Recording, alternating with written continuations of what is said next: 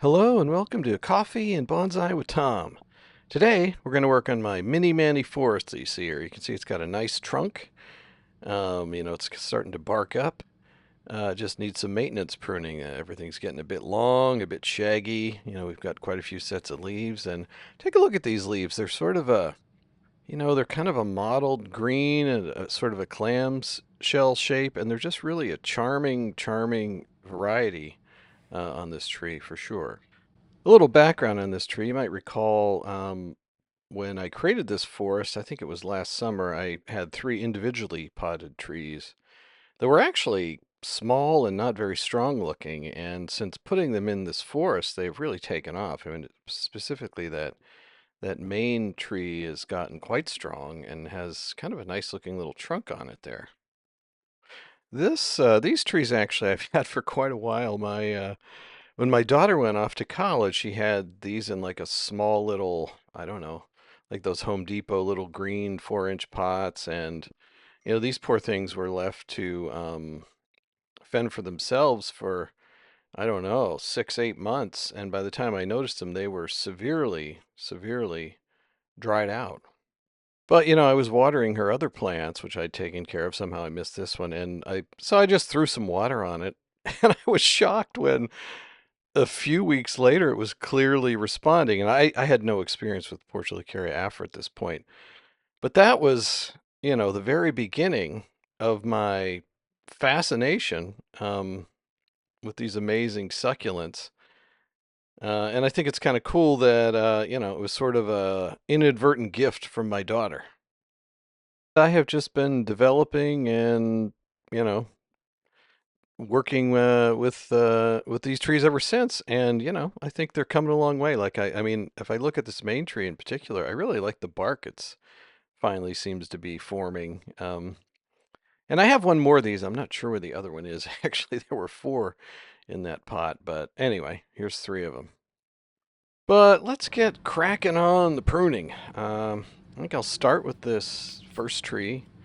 Appears to be the most overgrown. It was probably the strongest tree, and I just want to take it back. So I'm really going to come in here and just you know sort of profile prune it initially. I'll just take it back to 2 to 3 sets of leaves. You can see there's some long internode growth here, um, and I don't really want that. I mean, most of it's not too bad, but some of them are kind of long, and I probably want some more movement in there. So I'm just going to cut it back and probably thin it down quite a bit today. It's kind of hard to see this tree for the forest because there's so much green behind it. Um, but yeah, I'll just, take off anything that's growing straight up or straight down or in a funny direction. And I really want to create space between these trees. It's kind of challenging when, they're fairly close together, so there's not a whole lot of room for them to grow. But I find, like when you cut these back and keep pruning them, the leaves just get smaller and smaller. So, you can go quite far with it.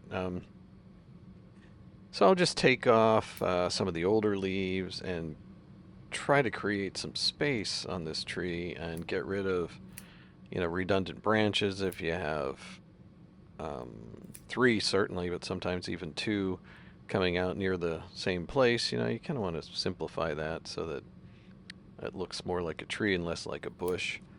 Um, Actually, I have one of my cascades. I just remembered one of my mame trees. I did a video a few days ago, or maybe last week, I guess. You can check out that video and see. It's actually one of these trees. It's a tiny little cascade in a blue pot, and I'll post a link to that video and also the original video when I created this forest, so you can see what these trees look like before they came in here.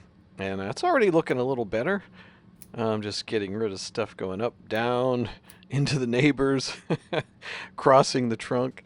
Use my hand trick. It's very helpful to put your hand back here. I mean, some people use a piece of paper to really see, to be able to better see the tree and do some decent pruning on it there. I had a pretty good question on the channel around these. I guess it wasn't Manny's, but I mean, they're sort of variegated. It was more around variegated, but it's really around um, fertilization, like fertilizing them and having fertilizer sort of turn the white part of the variegation green. Now, I have not seen that on my trees, and maybe it's because I mean I put I just use Miracle Grow and I put it mix in with the water. So every time I water my trees, they're getting sort of a diluted mix of fertilizer. So I'm constantly fertilizing them, every few days in most cases. And I have not noticed, and I also throw Osmocote on there, and when they're outside in the summer, where the rain's doing most of my watering, or at least a good bit of it. So yeah, this one's looking pretty good. I want to sparse it up a little bit, but I'm not going to take it back too much. I have noticed with Manny in particular, it likes to be pruned, but it doesn't like to be really hammered, like in how I really cut some of these back. So I go pretty far, but not as far as with some of my other ports. But yeah, in terms of losing the variegation, I have not noticed that. With respect to how I fertilize my trees. So, yeah. But I know other people have, so it must be something specific that they're doing or I'm not doing. The middle tree looks pretty good. Let's go on to the left here. So basically what I want to try to do is get this back into the general shape of a triangle. And, I really wish I had, um, you can see the center tree is a bit to the left. So there's some asymmetry there. But I think I could have used a little bit more of that. So we'll see. Maybe we can enhance that with pruning. It's a little tough in a three tree forest, because you don't have, it's hard to develop depth of field. It's more like a group planning. But we'll do what we can. And, like I said, this is a little deeper pot than these trees were in before. So they're really getting a lot of root room. And really just growing. I mean, the trunks are getting nice and chunky. So, I'm going to go with that. And if we go back to individual trees or change the forest, I'm fine with that. But you can see this tree I'm currently pruning. It's really, it's kind of like left leaning, right? It's sort of the left flank of my triangle. And that's what I'm going with now. I don't like this really long branch here. Um, so I'll just prune it back and hopefully we get some more back budding and we can kind of tighten that up. Um, but the goal, much like the primary tree, I really just, it's kind of a green mess right now, and so I'm going to really prune it back to two sets of leaves and remove redundancy and branches that are going directions I don't want. You can see it's quite thick here in the back. And it is kind of is it ironic? I guess it's ironic. Like when you thin it out, you're sort of taking away stuff, but it actually ends up looking, um, more like a tree. So that's kind of what I'm trying to do here. And I mentioned I think before that these don't like to be radically pruned by like some of the other ports I have, but you can I don't know. It's slight. You can prune them quite hard. I had a case where I took it, almost back to defoliation, which I often do on some of my ports when I'm pruning them, and they don't particularly like that. So I definitely like to leave a bit more, on other ports I'll go down to just, two leaves out there on a branch. I don't like to go quite that far uh, on this with this variety. Oh, and by the way, happy holidays and happy New Year. I'm doing this, I think New Year's is tomorrow. I usually do these a day or two in advance because you gotta whatever have the computer encoded and all that. Yeah, this tree on the left's looking pretty good. I think my goal is I can see air through there. Again, you kind of want to imagine a tiny little bird being able to fly around the tree and hang out with his buddies and sit on branches and stuff. You want some sparsity in there.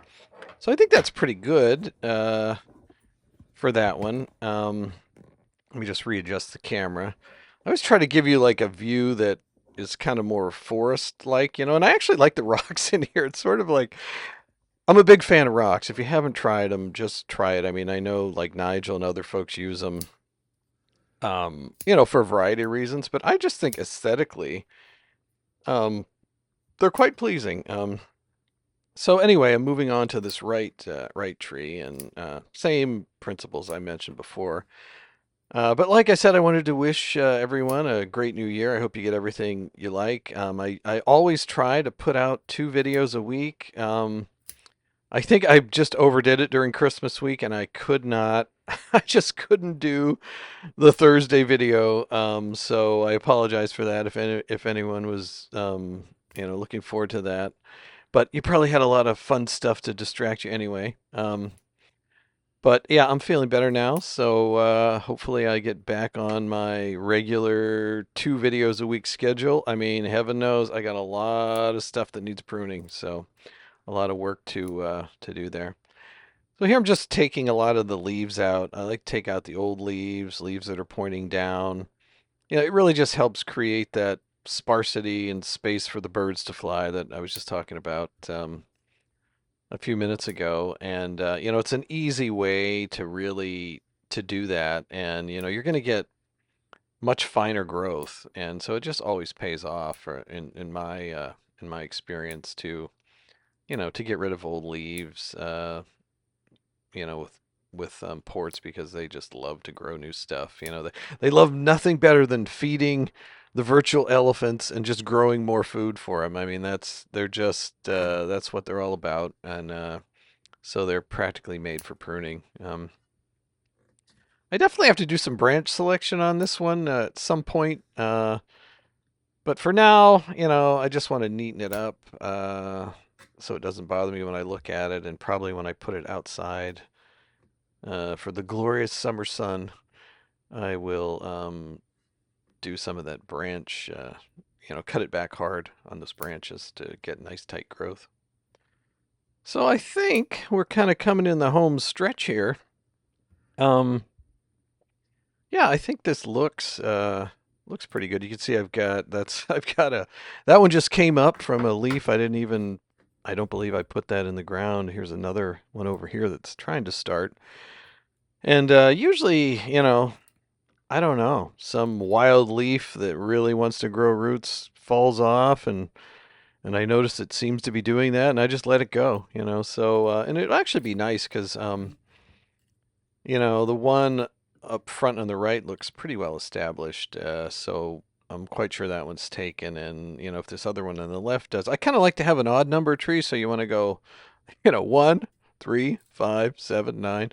So you know, uh, 5 would not be bad for this. I think if I have 2 tiny little trees that I can almost make look like bushes, I might like that. So I'll use those trees at some capacity. So I'll just let them keep growing. And yeah, just cleaning up the forest here. And yeah, I think this one looks much better than when we started. At least it's I can kind of imagine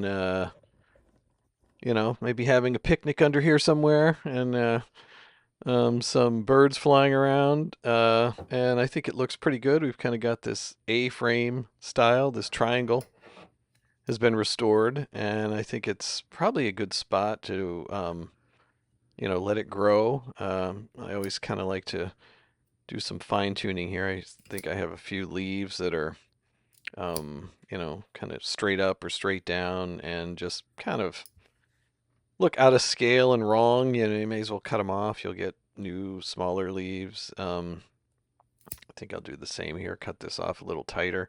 There's really not a whole lot of space between these trees. It's not a very large pot, so I kind of have to keep it fairly tight, or you sort of lose the trees and can't really see them. This is always the fun part for me, is once you kind of, I don't know, I call it the weed whacker approach, where I just come in and look at this bark. It's really starting to get charming. This is the first it's really been doing that, so I'm very excited to see what happens in the next year. But yeah, as I was saying, it's kind of fun because I use this weed whacker approach to kind of get rid of the stuff kind of quickly and then really come in and try to fine tune it. It kind of reminds me when I was a kid, we used to have this barber in town. He would take the same approach. He would go, I mean, I don't know how long it would take him to cut your hair, but let's say, I don't know, 20 minutes. He would cut off the bulk of the hair in the first 5 minutes and then take 15 minutes, like kind of looking at you and really fine tuning it. And so I think that is kind of my approach to bonsai here. Maybe I learned it from my barber. I don't know, but I find it's pretty effective. Just kind of sit with it a bit and look at it, and stuff that sticks out to you in a bad way that you notice. Because ideally, you don't really you want to be taken in by the general approach like you would in nature, and then you only really notice a lot of fine detail when you're really critically looking at it. And so that's kind of what you're trying to do. You don't want anything in particular to necessarily stick out. You want this overall impression, and then you can spend time with it and really see all the details that are in there. So anyway, that's what I am trying to do, and I find it helpful. And even come back in a day, and you don't have to do it all at once. Take your time. It's not a race.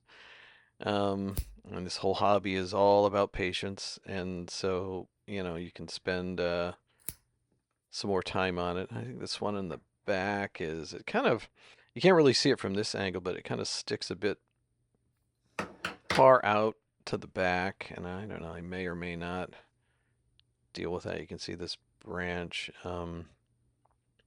Yeah, like I said, I think I'll wait till summer and then just really kind of finely tune some of those branches. But I think we're just about done. So I'll kind of bleed into the thought for the day, which I think a good thought for the day might be this. And I guess I characterize it as, just sort of use what you've got. I think this planning is a good example, right? I almost killed this thing that I was in charge of taking care of. And, I sort of experimented with it and now it's in this bonsai forest. But, there's endless examples of this, of course. I mean, another example might be, you have some trees that just randomly grow in your backyard or in your landscaping. You can see, experiment with those, do what you want. I mean, I fixed a lot of pots, and I really somehow, I love pots and I love buying pots and I appreciate all pots. But somehow when you have put a little more work into it or restored it, it does become a little more special. And I mean, special in a way that it means more to you. You have more of a story with it now, and you've put some more, I don't know, effort into it. You've contributed to it in a meaningful way, and so yeah, use what you have. You may find you are quite surprised and happy with the results. So much of our culture in the U.S. is about just constantly consuming new things and not really thinking about leveraging what you've got. And I think it's good to kind of question that. And with that, I'm happy with how this forest has been pruned up. And I want to thank you for spending time with me. And I look forward to seeing you all again very, very soon. And have a great new year.